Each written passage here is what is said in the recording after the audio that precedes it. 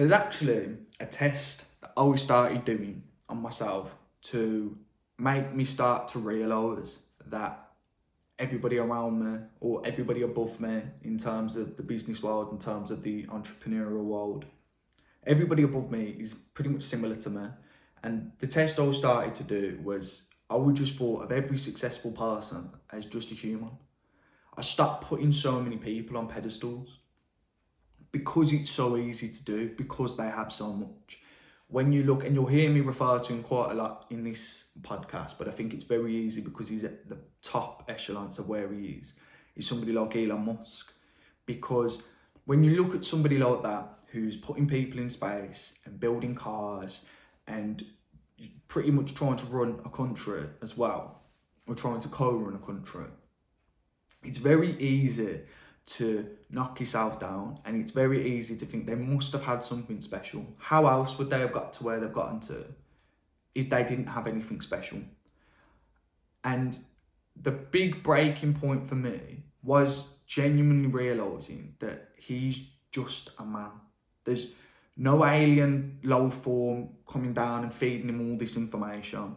There's no special gifts that he had over me. And when I say that, I understand that everybody's different. So some people might be able to concentrate a bit more. Some people might need to focus on other things or multiple things at once. Some people might be better at reading. Some people might be more physical. So I understand everybody has their differences. But at the same time, if you look at every successful person, their differences are what they almost leaned into to get to where they wanted to get to. So whatever difference it is that you think you have, or any excuse that you want to give yourself for why you can't have what they have, try and look and flip it into a positive. So I know, again, personally myself, I thought I started too late. I started my business roughly about 4 years ago, and I thought I started too late. I was 23 or 24. In this day and age, you're seeing 18 to 21 year olds with the Lambos and the Rolexes flowing through Dubai. And it can almost be very disheartening, because you do sort of think, if they've done it at that age, what hope have I got? But that is, again, something you do have to 100% knock out of yourself, because the reason, there might be fundamental reasons of why they got to where they got to that you will never know. They might have had a relative that's helped them. They might have had a relative who had already done 50% of the work and they just had to come and finish another 50%. There might have been certain opportunities that they were provided that you weren't. But the idea of giving up because they had those opportunities doesn't make any sense. To me personally, because I believe regardless of the opportunities that other people have been given, I've been given the opportunity to wake up every day and to push and to make it as possible for myself to get to where I want to get to. That's all the opportunity that I want. Because I think when you do get to that point, and it can be hard, I can definitely understand that when you're grinding away every single day and you're not seeing the results, it can definitely be difficult. No successful person will argue that. No one will say it was just easy to do and it was just a walk in the park. And if they do, I don't believe them. But I think at the same time, you've got to have that vision on the horizon of, when I get there, I know I can say I did it all. I know I can say I did it all myself.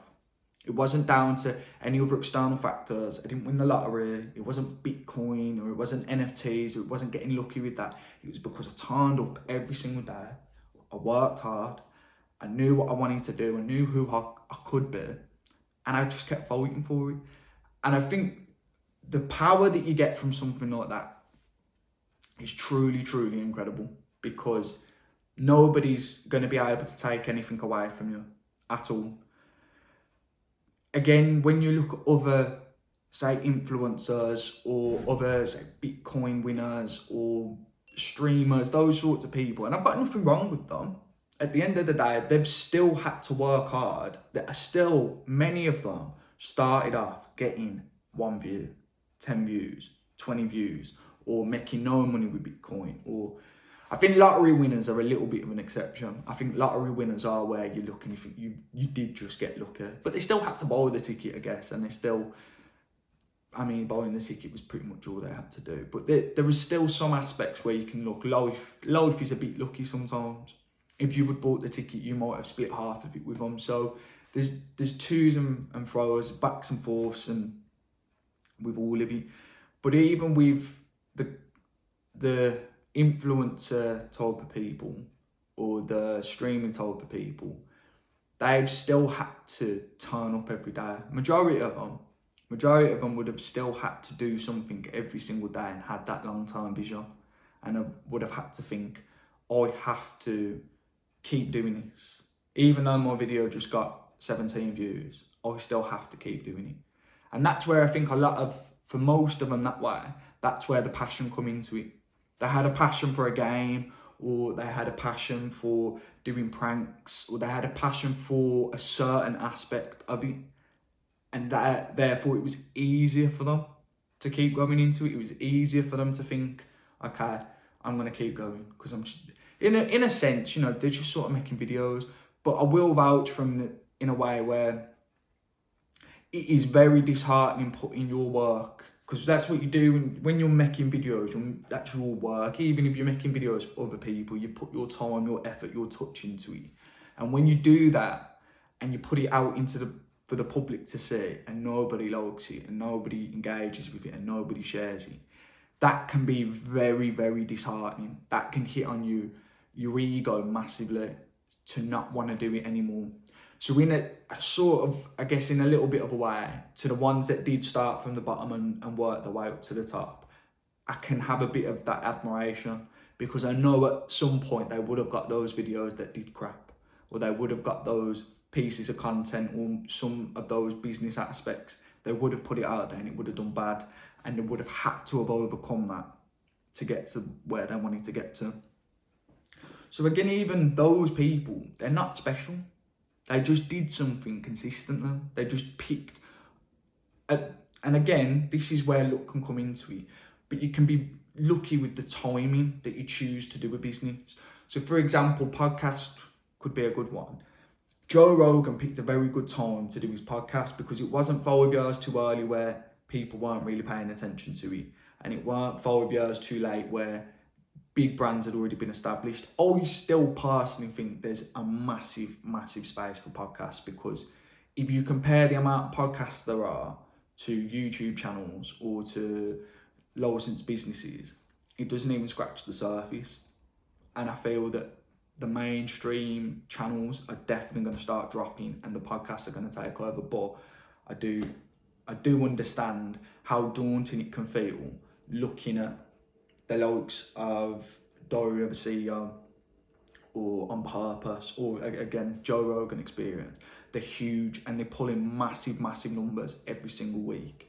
And to try and put your podcast up against that, especially in the beginning, is going to be overwhelming. It's massively overwhelming. I know I've been looking at multiple podcasts that I like the look of, that I listen to myself, and thinking, oh, it's insane, the numbers that they're pulling. But I'm not comparing myself to those podcasts, not at this point anyway. I'm comparing this episode to the next episode. That's it. That's all I'm comparing.